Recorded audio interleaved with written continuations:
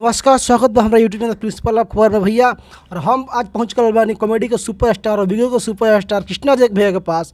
और यहाँ के एगो गीत रिलीज भइल बा 2-4 दिन पहले शिल्पीराज के साथ में। ये जवानी के अजबे लुक बा, 4 दिन के साटा बुक बा। और भैया सबसे बड़ा बात बा कि यार देखो सोशल मीडिया पर छोटा छोटा लोग काम करते लोग प्रमोशन खूब दबा करता, लेकिन यहाँ गीत कोनो प्रमोशन ना करनी है, फिर भी यहाँ गीत रिलीज चुकल बा। आज वही गीत के बारे में भैया से हम बात करें। बहुत बहुत स्वागत है भैया। नमस्कार, प्रणाम। जितना भी बड़ भैया प्रिंसिपल ऑफ खबर में बानी, सब भैया लोग के कृष्णा जैक टीम के तरफ से धन्यवाद बा। रुआ सब खुश रही, मस्त रही, व्यस्त रही। और प्रिंसिपल ऑफ खबर के रुआ सब प्लीज़ लाइक सब्सक्राइब शेयर कर दी और ये वीडियो के ज़्यादा से ज़्यादा दूर तक शेयर करें, काहे कि हमें कुछ होखे आला बा। अच्छा फिर और शिल्पीराज का संग गाना आइल बा, थोड़ा तनी गीत पर दर्शक के सुना दे। बिल्कुल, हमारे को गाना आइल बा, ओमे बहुत खर्चा कैले बनी सन। बहुत लोग खर्चा करेला, ओकरा के हमने की कंपेयर करत, लेकिन कृष्णा जैक टीम आज तक जितना गाना में खर्चा कैले बानू वो ले ज़्यादा टॉप लेवल पर एक गाना में हमनी के खर्चा भइल बा। और गाना हमार ड्यूट भइल बा शिल्पीराज जी के संगे। गाना बा, अरे देखे में लागता ऋतु रानी मुखर्जी, बोलो ना चेक रेट के ताना के भर दी। बोलो, अरे देखे में लागता ऋतु रानी मुखर्जी, बोलो ना चेक रेट के ताना के भर दी। तो तारा देखिए के लागे लागल भूख बा, हई जवानी के ऐसन लुक बा, बाबू 4 दिन के साटा अभी बुक बा। हई जवानी के ऐसन लुक बा, बाबू 4 दिन के साटा अभी बुक बा। अरे बीट बाई बीट हम कमर हिलाइले, हो जाला मारे जब लहंगा उठाइले, लहंगा उठाइले। बीट बाई बीट हम कमर हिलाइले, हो जाला मारे जब लहंगा उठाइले। तो बाटे गजबे जवानी के जोश, देखिए के उड़ल बा होश, कि ये स्पेशल तेरा खाती अभी छूट बा। हई जवानी के ऐसन लुक बा, बाबू 4 दिन के साटा अभी बुक बा। हई जवानी के ऐसन लुक बा, बाबू 4 दिन के साटा अभी बुक बा। अच्छा भैया बात है कि शिल्पीराज जी का सारा पहलका गाना है काई ना, ये हमार पहिलका गाना ना है। बहुत सारा गाना हम शिल्पीराज जी के संग कैले बानी। सबसे अच्छा सबसे ब्लास्ट गीत कैले भाई। जी बिल्कुल, बहुत बहुत धन्यवाद वीर भाई। सबसे अच्छा गीत लगता है। सोशल मीडिया बहुत ज़्यादा एक रील के रूप में बहुत ज़्यादा वायरल रहल बा। तो इंस्टाग्राम में लिखे जोश होखे या टिकी होखे। अच्छा भैया गीत का मतलब अथी के कंपोज के कैले म्यूजिक के बड़ भैया हमार गौरव रोशन भैया हर म्यूजिक के कंपोजिंग करनी। वो बड़ भैया के दिल से धन्यवाद। गौरव भैया जहाँ भी रहिए मस्त रहिए, व्यस्त रहिए और अपने छोटे भाई पे ऐसा ही प्यार बनाए रखिए। अच्छा भैया गीत बाकी हर एक आदमी गीत भोजपुरी के ट्रेंड बाकी कौन गीत लिख के पहले प्रेस कॉन्फ्रेंस होता है, और वो 2 महीना रोकला के बाद ये गीत रिलीज अचानक कर देनी। मीडिया से नाराज बनी कार हुआ। मीडिया से नाराज नहीं खी, मीडिया वाला लोग के ई वीडियो चलबे ना करी, ठीक। उनका लोग के चाहिए एकदम तड़कता फड़कता मरचा मसाला आ जौना में जौना यूजर में दमे ना होखो वो यूजर चाहिए। भले एक दिन के हेडलाइन बनो से कोनो दिक्कत नहीं खे। जितना भी सोशल मीडिया के बड़ भैया लोग बावे, पत्रकार लोग, एक दिन के स्टार बना देता लो, एक दिन में स्टार बना देता लो। बिहान भैया वो कोनो काम के नहीं खे। फिर अरे हम प्रमाण दे रहे हैं, सहदेव हैं, बचपन का प्यार है, रानू मंडल है, ये लोग बहुत हाईलाइट हुए हैं। कहाँ है आज? अभी सलोनी वायरल हुई है। फिर तो ये लोग सिर्फ एक दिन का, जो भी बड़े भाई हैं ये लोग एक दिन का अपना न्यूज़ निकालते हैं, वही ब्लास्ट न्यूज़ निकाल लेते हैं और दिखा देते हैं। लेकिन रियलिटी और रियल चीज़ कोई नहीं दिखाता है, इसीलिए कलाकार गंदगी फैलाता है। देखिए यही बड़े क्रिएटर रह चुके हैं और कॉमेडी स्टार भी है। और भैया कहीं ना कहीं मीडिया को ये बता रहे हैं कि आप लोग अच्छे चीज़ को प्रमोशन नहीं करते हैं। नहीं करते हैं तो नहीं करते हैं, हम कह रहे हैं कि नहीं करते हैं। और आप गलत चीज़ को पूरा भरमार पहुँचाते हैं। थोड़ा सा गाना में अगर कहीं कृष्णा जैक टीम का भोजपुरी इंडस्ट्रीज का हिस्सा नहीं है। क्यों नहीं है? क्यों नहीं है? तो बहुत बड़ा क्रिएटर है आप, बिगो से लेकर यूट्यूब पूरा क्रिएटर है आप। लेकिन मीडिया कहीं ना कहीं इसमें बहुत ज़्यादा अनदेखी कर रही है। जहाँ पर गलत चीज़ का एक 2 लड़की कोई मनीष का सब बता रहे तो छिना रहे, कुछ नाम रख रहे हैं, तो पूरा उसका प्रमोशन दबा कर रहे हैं। लेकिन अच्छा गीत का प्रमोशन नहीं कर रहे, इसीलिए कृष्णा भैया मीडिया से ये बोल रहे हैं।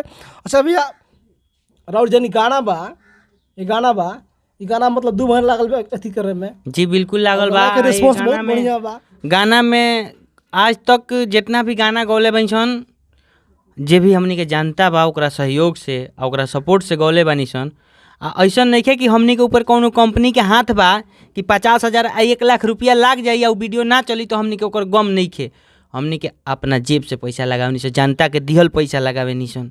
और कहीं ना कहीं हमनी के उ दर्द होला कि हमनी के उ प्यार ना मिलेला आ उ सपोर्ट सोशल मीडिया से ना मिलेला आ उ पत्रकार बड़ भाई लोग से ना मिलेला तो अच्छा ना लागेला। अच्छा, ये भैया के हमरा एगो चीज बहुत अच्छा लागला कि हमरा हर क्रिएटर चाहता है कि हम विवाद में बनल रही और जानबूझ के उल्टा फुल्टा बयान दे, लेकिन भैया ऐसा आज तक एक विवाद बना बनल का करे विवाद ना चाहिए। का जरूरत बा विवाद कइले के? बहुत विवाद क्रिएटर विवाद चाहता उल्टा फुल्टा उ बयान तो बात उल्टा फुल्टा बढ़ले बा, करता उ तो लोग। बढ़ले बा। लेकिन भैया एकदम विवाद से बचे रहिले एकदम बहुत बड़ा। हमके विवाद ना चाहिए, हमके जेंगनी हमार जनता मिलल बा हम वही सोचनी कि हमार जनता हमरा से बन रहो। और कृष्णा जय के टीम रात दिन भले चावरा में रहे लेकिन जनता ओकरा के सपोर्ट करत रहे। तो उ ये न कोशिश करी कि हम रात दिन चौरे में रही, रात दिन वीडियो बनाई, रात दिन रोज सब के बीच में रही। तो हमनी के इहे चाहनी सन, हमनी के झगड़ा झंझट करे ना चाहनी सन। ना तो झगड़ा झंझट करे खातिर हमरो लोग बहुत सारा कंटेंट पड़ल बा आ बहुत जना हमरो खातिर पड़ल बा झगड़ा करे खातिर, लेकिन हम झगड़ा ना करनी, हम ना चाहनी कि सब करी। इंस्टाग्राम पर और एगो शॉर्ट वीडियो बहुत लोग भोजपुरी के सुपरस्टार लोग वीडियो पर रील बनावत लो कोई जना बार इला जन दिमाग बा लेकिन ओकरा चले के पैर ना रे का बा पूरा वीडियो दिमाग तो बहुत बा लेकिन चलेला ना, काहे कि भगवान ओकरा के गोड़ नहीं खंदेले, नहीं चलता है वो नहीं चलता है। देखिए इस पे बहुत सारे लोग रील बनाए हैं, भोजपुरी बहुत अच्छे अच्छे वेरीफाइड क्रिएटर लोग बनाए हैं, लेकिन आज तक कोई हमें एक बात नहीं कहा है कि बाबू कृष्णा बाबू आप बहुत अच्छा कर रहे हैं, अच्छा है इसमें और इम्प्रूवमेंट करना चाहिए। और बहुत सारे जो लोग हैं हमारे ही ऑडियो पर रील करते हैं और हमें ही इग्नोर करते हैं, कोई दिक्कत नहीं। लव यू मेरे भाई, आप खुश रहो और हमारे हजार रील पे आप वीडियो बनाओ, हम उसे प्रमोट करेंगे। लेकिन हमें दुख इस बात का है कि सोशल मीडिया में हमहू बनी और सोशल मीडिया के बड़ भाई लोग के हम जितना लागेला कि हमरा ई भैया गाना पर हई करे के चाहिए, हो करे के चाहिए, करे नहीं, लेकिन जब हमार गाना आवेला तो हमरा प्रमोशन ना मिलेला तो हमरा अच्छा ना लगेला। चलिए भैया ई भैया का तो मन के पीड़ा पे जान खुल के बोलनी कि भैया के अथी पर सब भला लेकिन भैया की जानबूझ के इग्नोर कइल जाला और ई कंपटीशन बा।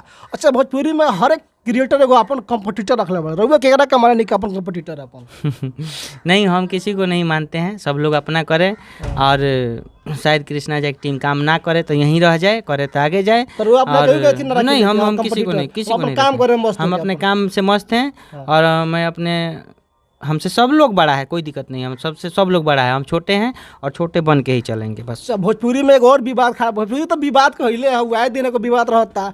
एक जना कहत रहे कि वो अंकल लागे ले, एक जना कहत रहे कि सॉरी मशीन निकलल बाड़े त राउर का है बेटी पर। हम ये कहम कि उहाँ लोग से हमनी के कुछ सीखे नहीं सन और बड़ भैया लोग के बस रउआ लोग कुछ ऐसा करी कि रउआ सबके छोट भाई जौन बाड़ा सन वो कुछ सीख सर रउआ सब से, है ना, तो विवादे करे के मत सीख सन छोटको भैया बा। अच्छा एक जना तो क्रिएटर बड़ा कि भोजपुरी गावे के लाइसेंस मिलल बा कि ना भोजपुरी गाना गावे के? हमरा तो काम हम कहीं हमारा कुछ के हक नहीं के, बस रउआ सब के इजाजत बा तो बोल देता नहीं, जब तक ऑडियो लाइसेंस बा। हाँ रउआ सब के इजाजत बा तो बोल देता नहीं, ना तो हमार वो हक नहीं के बोले के। और जब 10 गो बड़ भैया कह दे कि तू के हुआ बोले वाला तो सही बात बा कि हम के नहीं बोले वाला। अच्छा है जन वीडियो पीछे लागल बा ई बैनर डायरेक्टर देहात के 6 महीना पहले रिलीज भर रहा, बहुत मेहनत लगा रहे है, शूट पर देखने से हमने के लोकेशन पर देखने से बहुत मेहनत लगा रहा है। आज भी पोस्टर रख ले, का खासियत बा पोस्टर कल लगा बा? बस अच्छा लागल और दिल में रहेला ई प्रोजेक्ट और हर कंटेंट से हम अपना प्यार करेनी, तो कहीं ना कहीं रला तो लगा दिले बानी सन कि देखत रहे हमसे तैसे अपन उमंग बन रही, अपन जोश बन रही, अपन काम करे के क्षमता बन रही। आ सोचम सन कि आज 5x6 के पोस्टर छपल बा तो कल 50x50 के पोस्टर छपो और इहे कोशिश में बानी। शुभकामना बा पूरा भोजपुरी दर्शक तरफ। अच्छा सामने ही होली पड़े वाला बा, होली खतर और दर्शक तो मंगमे करी कि होली के भाई का होता, तो होली खतर काते रख ले। बिल्कुल उहे आई चोली ओली लहंगा चोली घघरा कटा आई कटावा आई होली हो तो तनी मनी तो चलबे करी हो होली तो कटा आई, होली में तो तनी मनी चली आ तनी मनी में तनी मनी और हो जाई ओमे कोनो दिक्कत नहीं के, काहे कि वो दिन रहेला घरों से छूटे रहेला कि भाइयों बाप रहेला तो मुंह घुमा देला, कहे जाए तो देवरे भाभी नहीं होगा जन होता था नोखे तो। अच्छा होली होता है चाह के भी लोग एकरा के ना करेला कि होली होता है झोंके दे देता ना। हाँ। होली पर बहुत अच्छा गीत आई। बिल्कुल बिल्कुल, बहुत जल्दी ही हमनी के कुछ अच्छा लेके आओ तनी जन, और कंटिन्यूअस आई रउआ सभे के बीच में। जैक म्यूजिक रउआ सभे के बीच में कंटिन्यूअस बना रही आजीवन। और जन कॉमेडी जन कंटेंट है उतना देर का है अपलोड करे में 7 दिन 8 दिन 10 दिन ऑडियंस की शिकायत पे कि भैया बहुत टाइम से लेट वीडियो अपलोड करत तानी, का दिक्कत हो जी? एकरा खातिर माफ़ी चाहतनी बड़ भैया लोग, कुछ तनाव चलता, उ तनाव जल्दी से जल्दी सुधर जाई आ हमनी के कंटेंट पर कंटेंट रउआ सभे के बीच में लिया के रख देम सन। ली भैया का बहुत जन गीत रिलीज भइल बा जैक म्यूजिक ऑफिशियल पर शिल्पी राज जी का संग गाना रिलीज भइल बा, बहुत अच्छा गीत बा। चाहते नहीं गीत के पूरा लोग गीत अच्छा चलता, गीत पर अधिक से अधिक रील बना के वो गीत को और ज़्यादा आगे बढ़ा ताकि भैया का और अच्छा अच्छा बड़ा बड़ा प्रोजेक्ट में गीत गाई। और भैया के चैनल एक वीडियो बनाए कॉमेडी वीडियो जन कृष्णा जैक ऑफिशियल भैया के वीडियो अपलोड करी ले, चैनल के बहुत जगह सब्सक्राइब करी शेयर करी और वीडियो को बहुत सारा पैर ताकि भैया बड़ा हम जब भी भैया से इंटरव्यू ले लेना चाहे नहीं कि भैया बड़ा पर्दा पर देखी और बड़ा पर्दा पर हम जाकर भैया के इंटरव्यू ली, उस अपना कब पूरा हुई। बिल्कुल वीर भाई, अभी तक तो ना सोशल मीडिया से जो भी बड़े पर्दे के बड़े भाई लोग हैं ना उनसे संपर्क हुआ है।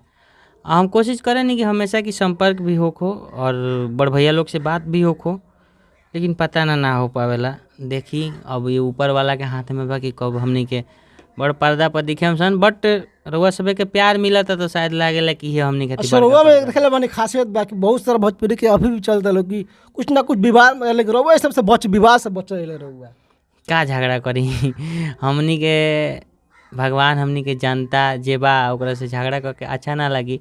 हम हमेशा चाहेनी कि रउआ सभे के बीच में बनल रही, कंटेंट ले आई। हम झगड़ा करें तो झगड़ा से जीत ना पाए, हम रउआ सभे से प्यारे से जीत सकता नहीं, झगड़ा से कहियो नहीं। भैया जाते रहनी है कॉमेडी वीडियो बनाओ और 5 मिनट में टाइम देनी, बहुत बहुत कीमती टाइम देला बानी और भैया बहुत कीमती टाइम देला बानी, आपका टाइम है। और हम आज बहुत खुश हैं कि हमारे पास अच्छा, वो 1000 रिपोर्टर नहीं आए लेकिन आप आए, लव यू। और आप अच्छा चीज़ को प्रमोट किए, हम दिल से धन्यवाद देते हैं।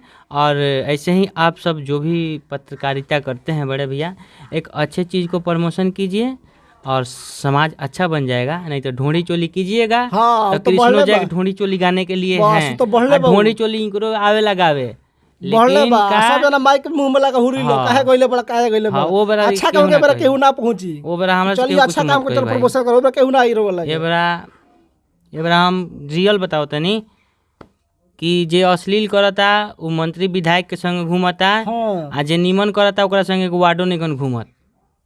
तो देख लेम रउआ लोग तो ऑडियंस से कनु चाहता, ऑडियंस चाहता कि गांव विधायक के संग घूमो और वो अच्छा काई अकेला बैठे रहे द्वार पर अपने चुपचाप। देख लेम रउआ लोग।